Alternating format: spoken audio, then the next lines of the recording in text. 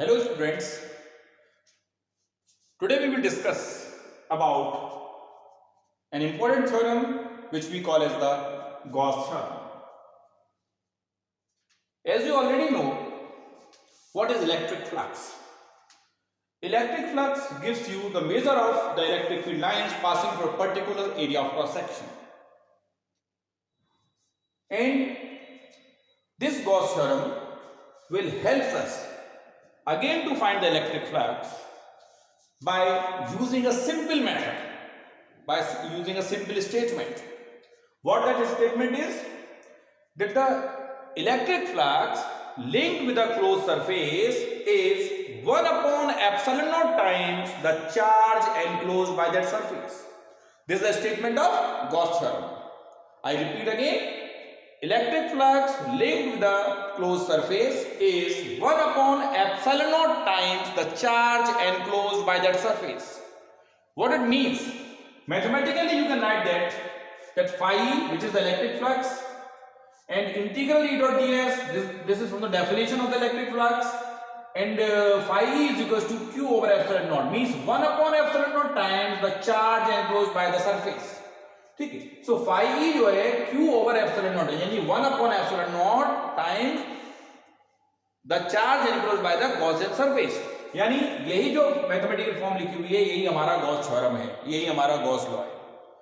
We can easily prove this. हम इसे prove भी कर सकते हैं. देखो कैसे. अगर मान लीजिए कि आपने आइसोलेटेड चार्ज कंसीडर किया, सपोज एक आइसोलेटेड चार्ज प्लस q आपने कंसीडर किया और ये पॉइंट O पे रखा हुआ है. आपने O पॉइंट को एनक्लोज करते हुए एक गॉसियन सरफेस कवर की गई जो कि एक स्फीयर होगा, क्योंकि एक पॉइंट चार्ज के लिए सबसे बेटर गॉसियन सरफेस एक स्फीयर हो सकता है और जिसका रेडियस r है, और आपने इमेजिन किया कि चार्ज हमारा कहां रखा हुआ है, इसके सेंटर पर रखा हुआ है.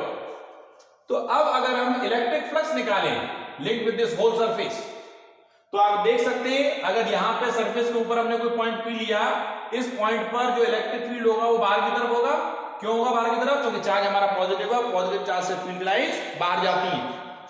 और इसी तरीके से अगर हम एरिया वेक्टर देखें तो अगर सब छोटा सा एरिया आपने ये कंसीडर किया है एनक्लोजिंग द पॉइंट P, तो एरिया वेक्टर भी हमारा क्या होगा? Outward drawn normal, that is again outwards, वो भी बाहर की तरफ होगा. और यहां पे आप एक बात देख पा रहे हैं कि इन दोनों के बीच में E और ds के बीच में जो एंगल है वो कितना है? 0. That angle is 0. तो यहां पे अगर by definition of electric flux हम चलें, that phi is equals to integral E dot ds. This is from the definition of the electric flux. तो इसके accordingly integral E dot ds, इनके बीच में एंगल कितना है? 0. जब एंगल 0 है तो E ds cos 0, cos 0 की वैल्यू कितनी हो गई? 1. तो हमें मिल गया इंटीग्रल E ds.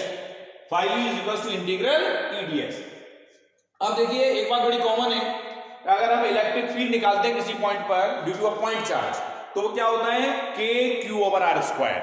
तो यहां पर जो हमने लिखा है कि इस पॉइंट चार्ज की वजह से यहां पर सरफेस के ऊपर कहीं भी फील्ड निकालें तो फील्ड एक सा होगा और उस फील्ड की वैल्यू कितनी होगी? k means 1 upon 4 pi epsilon naught q over r square. क्या किया? इस वैल्यू को उठाइए और e की जगह यहां लगा दीजिए. e की जगह आपने ये वैल्यू लगा दी. So you have integral 1 upon 4 pi epsilon naught q over r square into ds. अब further you may take this common, integral ds over the whole surface. Whole surface is the sphere. और 1 upon 4 pi epsilon naught q over r square. What is the surface area of this sphere? Total surface area of this sphere, that is 4 pi r square. आपने इसको यहां लगा दिया. जब आप इसको यहां लगा देते हैं तो उसके बाद सिंपलीफाई करेंगे. सिंपलीफाई करने के बाद व्हाट यू हैव, देखिए 4 pi से 4 pi कट गया, r स्क्वायर से r स्क्वायर कट गया. हमारे पास है phi e which is equals to q over epsilon naught, which is the simple proof of the Gauss theorem. यही हमारा स्फेरिकल सरफेस मान करके एज्यूम करके हमने गॉस थ्योरम को बड़ी आसानी के साथ प्रूव कर दिया है. अब देखिए गॉस थ्योरम पढ़ने का फायदा क्या है? गॉस थ्योरम पढ़ने का फायदा ये है कि हम इसके कई सारे एप्लीकेशंस स्टडी करने, we have to study number of applications of this Gauss theorem, important applications, और एग्जाम में आते हैं. तो देखिए अभी हम जरा देखते हैं कि भाई गॉस थ्योरम के जो एप्लीकेशंस हैं वो क्या क्या हो सकते हैं और उनको हम किस तरीके से स्टडी कर सकते हैं. So first thing is, what are those applications? So applications of Gauss theorem. Gauss theorem applications.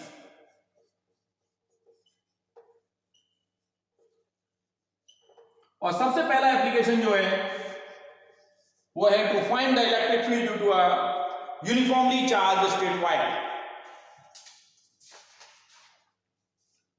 To find the electric field due to a uniformly charged infinite long straight wire.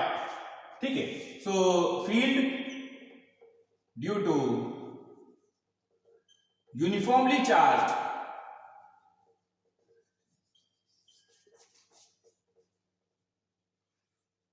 infinite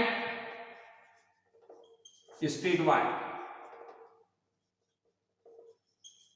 You already have the details in your notes, so don't worry about that. So try to understand the concept.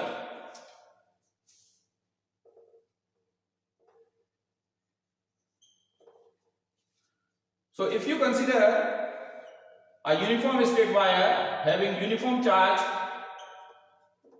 plus Q distributed uniformly, and around this just consider a cylindrical Gaussian surface having radius r.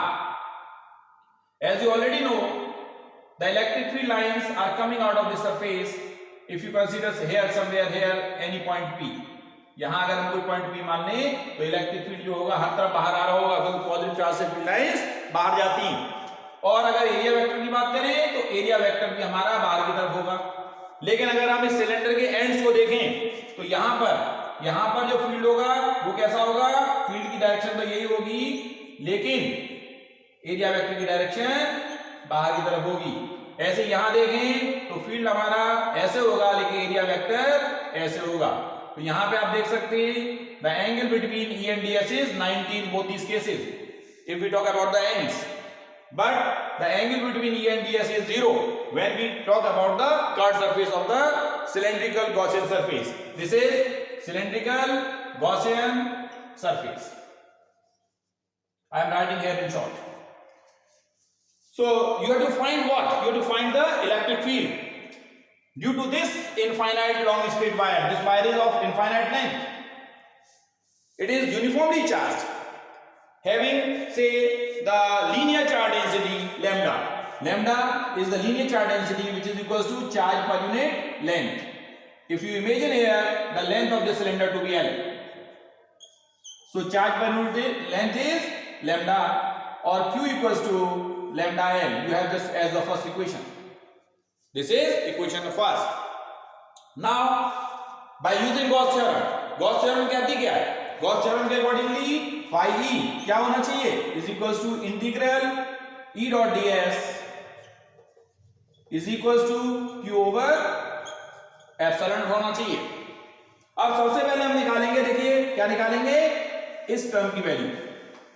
और यहां पे आप देखें तो E और ds के बीच में angle कितना है. देखो टोटल सरफेस देखेंगे, थ्रू द होल सरफेस देखेंगे, तो इसके लिए ये सरफेस जो हमारी दो हिस्सों में डिवाइडेड है.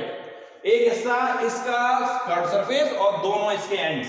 तो हम यहां कह सकते हैं तो integral curve surface E dot ds plus integral ends E dot ds, और यहां 2 से मल्टीप्लाई कर सकते हैं. क्यों? क्योंकि दो एंड्स हैं. और इक्वल टू क्या होना चाहिए, Q over epsilon not. Q over epsilon naught. अब देखिए इन दोनों के बीच में E और ds के बीच में एंगल कितना है कर्व सरफेस के लिए 0. तो यहां पे ये कितना हो जाएगा, इंटीग्रल E ds प्लस ये पार्ट यहां एंगल कितना हो गया E और ds के बीच में, किसके लिए, एंड्स के लिए 90. cos 90 की वैल्यू कितनी होती है, cos 90 is 0. सो यहां पे आप ये टर्म आपका 0 हो गया, is equals to Q over epsilon naught. अब हम क्या करें, E, और you can further write this as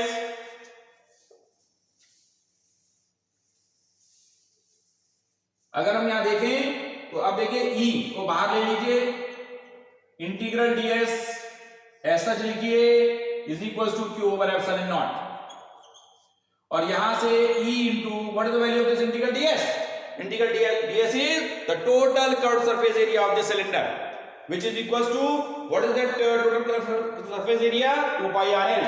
So you may write this as 2 pi rl, where r is the radius and l is the length, equals to Q over epsilon naught.